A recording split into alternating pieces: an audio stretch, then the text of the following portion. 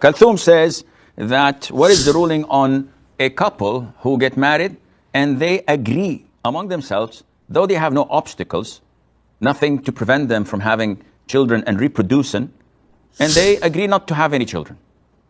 They have justifications that it's difficult, we don't want to, whatever. So what's the ruling on that, and what's the ruling on people who advise them of such things? First of all, to agree not to have children goes against the reason of getting married. Getting married is not only for sexual pleasure, but rather to also reproduce. And this is why Allah made marriage for humans, so that they can reproduce and have children and life would go on. The Prophet ﷺ said, marry the woman who is kind, who is productive or fertile, because I will boast with my followers and ummah on the day of judgment among the other prophets and messengers that I have the biggest followers.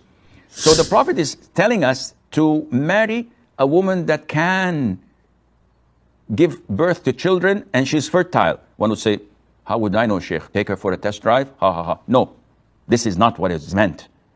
The scholars say that you know if a woman is most likely to be fertile by her sisters, by her family. So if she has like 5, 6 sisters and they all have children, the most likelihood is that she is also like them. But if she has 3 or 4 barren sisters, or Allah did not bless them with children, so you might be hesitant, look somewhere else.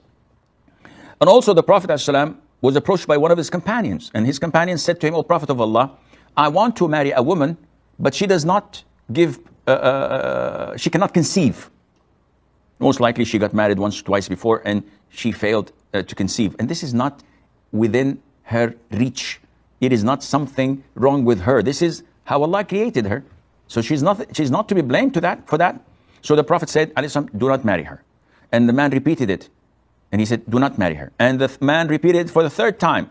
The woman is a bombshell probably, or from a good lineage, or rich. There's something drawing him to marry her. So the Prophet ﷺ stated that you have to marry a woman who is fertile and can give birth to children. This is the essence of marriage. And hence, scholars say that agreeing to such a condition is invalid in marriage.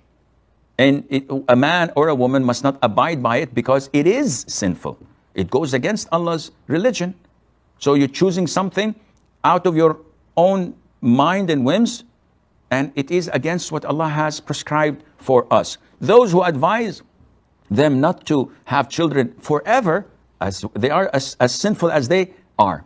Now, there is a difference between not having children forever, or someone saying to me, listen, Sheikh, I'm going to get married, but the next 3 years we don't want to have children because I'm doing my PhD, because she is trying to finish her medical school.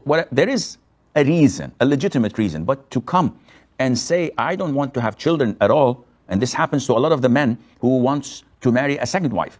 So they make it a condition.